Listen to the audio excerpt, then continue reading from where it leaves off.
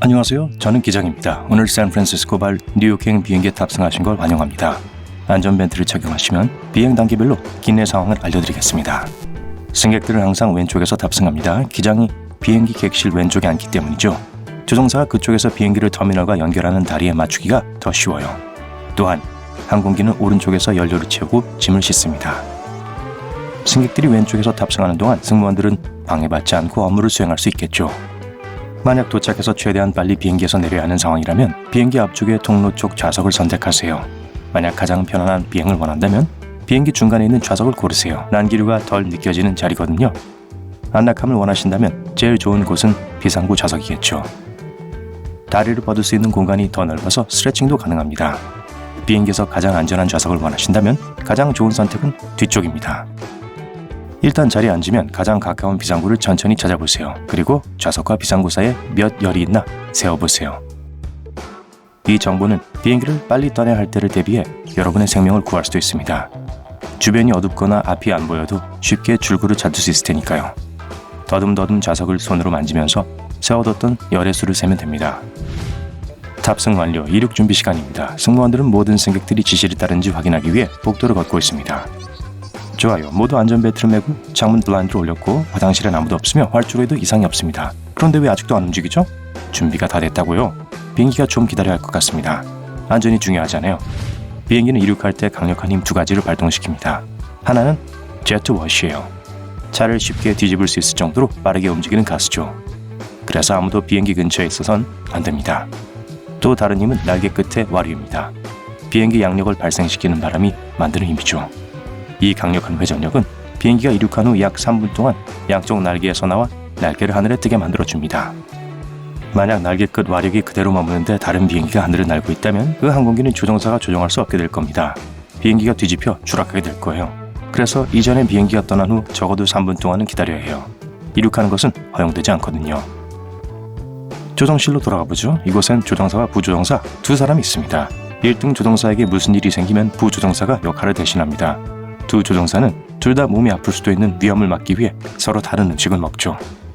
1등 조종사가 자동 조종 장치를 조종하고 조정하는 동안 두 번째 조종사는 조종을 감시하거나 관제탑과 통신합니다. 또한 항로의 각 단계에서 확인해야 하는 안전 기준 점검 목록도 있어요. 기장이 항로에 집중하는 동안 부기장은 점검 목록을 완성하고 모든 것이 계획대로 진행되는지 확인할 수 있습니다. 비행은 비용이 많이 듭니다. 그래서 승객들뿐만 아니라 항공사도 가능한 한 빠르고 짧은 비행을 하고 싶어 하죠. 가장 짧은 길은 항상 직선입니다. 그렇지만 항공기 항로는 보처럼 보이지 않나요? 지구는 우리가 지도에서 보는 것처럼 평평하지 않기 때문이에요. 지구는 구 모양이죠. 그래서 우리가 이 선을 지도에 투영할 때 선이 호처럼 보이는 거예요. 사실 항로는 꽤 직선 모양입니다. 모든 항공사와 비행기는 이렇게 효율적인 비행을 하고 싶어 해요. 하지만 매일 수백 대의 비행기가 종종 같은 방향으로 날기 때문에 고속도로는 꽤 혼잡해집니다. 모든 비행기 항로 데이터는 미리 계획되어 시스템에 업로드되는데 다른 항로도 존재하기 때문에 만약 뭔가가 잘못되거나 기상 조건이 바뀌면 조종사는 다른 길을 선택할 수 있습니다. 조종사가 한번 올바른 모드를 설정하고 나면 자동 조종 장치는 업로드된 경로 내에서 비행기의 고도, 속도, 방향 등을 제어할 수 있어요. 그동안 조종사들은 자동 조종 장치를 지켜보고 항법과 계획, 항공교통 관제소와의 통신 같은 다른 일들에 집중합니다. 지상에서 항공교통 관제탑에선 관제사들이 비행기들을 감시하고 서로 너무 가까이 가지 않도록 관리를 합니다. 특히 특정 지역에서 항공교통량이 붐빌 때가 있죠. 붐비는 지역에 비행기가 진입할 때는 아주 특정한 경로를 따라야만 해요. 고정 항법 보조장치, 영어로 줄이면 NAVAGE라고 하죠. 이 장치는 지상에서 항공기가 감지할 수 있는 무선 신호를 하늘로 보내는 역할을 합니다. 이 장치들은 웨이포인트이기도 합니다. 지구의 지리적 위치를 나타내주죠. 이 신호는 GPS 시스템에 전달되며 항공기는 그 신호를 따라가야 해요. 그러니까 기본적으로 모든 항로는 한 웨이포인트에서 다른 웨이포인트로 가는 길인 거예요. 하강할 시간입니다. 조정 패널에서 비행기의 고도를 볼 수 있어요. 조종사들은 비행기의 속도를 알기 때문에 어느 정도 거리에서 하강을 시작해야 할지 계산할 수 있어요.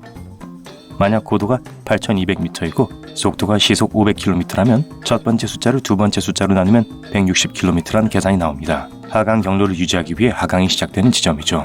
이때 풍속과 방향, 고르지 않은 속도 저하와 같은 몇 가지 다른 사항도 고려해야 합니다. 하강을 하기 위해선 관제사의 승인을 받아야 합니다. 가끔 길이 막혀서 바로 못 알아듣는 경우도 있어요. 따라서 그럴 땐 내려가지 않고 앞으로 계속 나갑니다. 그러니까 내려갈 준비를 해놓고 비행을 하다가 승인을 받으면 착륙을 하는 거예요. 이륙과 착륙은 모든 비행에서 가장 중요하고 위험한 단계입니다. 어떤 문제가 발생해도 조종사가 대응할 수 있는 시간과 공간이 적기 때문이에요. 공중에서 두 엔진이 작동을 멈춘다고 해도 비행기는 그냥 떨어지기 시작하지 않을 거예요. 대신 하늘에서 미끄러지듯 앞으로 나갈 겁니다. 그리고는 10km마다 약 1km의 고도를 이룰 거예요.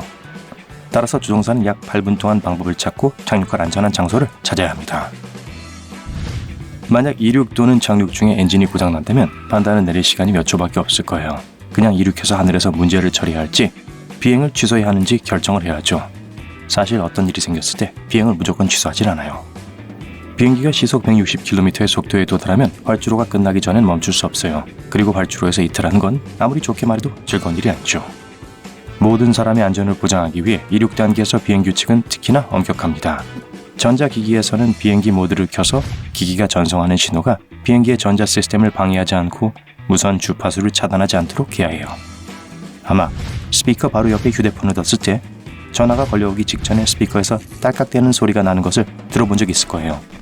조종사가 항공교통관제소와 통신하는 동안 지시 대신 이런 소리를 들을 수도 있습니다. 단 1초의 간섭도 엄청난 혼란을 일으킬 수 있습니다. 특정 종류의 휴대폰이 이런 문제를 일으킬 수도 있습니다. 휴대폰의 종류, 조종실과 핸드폰의 거리, 비행기 모드에 있지 않은 핸드폰이 몇 개인지와 같은 요소들이 조합되어 영향을 미칠 수 있어요. 승무원들은 승객들 중 누가 비행기 모드로 전환하지 않았는지 알아낼 수 없지만 조종사들은 많은 사람들이 그렇게 하지 않았을 때를 항상 알 수 있어요. 또한 승객들은 안전을 위해 이착륙할 때 창문을 계속 열어두어야 합니다.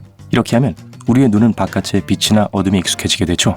그리고 위험한 비행 단계에서 위급 상황이 발생했을 때 자연광에 익숙한 사람들은 더 빨리 반응하고 대피할 수 있게 돼요. 이런 상황에선 1분 1초가 중요합니다. 바로 같은 이유로 이착륙 시의 비행기의 불빛은 어두워집니다. 항공기 외부의 빛과 내부의 빛을 비슷하게 조정하는 것이죠. 창문 가림막을 열어둬야 하는 다른 이유는 비행기 안에서 무슨 일이 벌어지는지를 밖에서 볼 수 있기 때문입니다. 예를 들어 내부에 불이 났는지 그리고 정확히 어디에 있는지를 볼 수 있겠죠.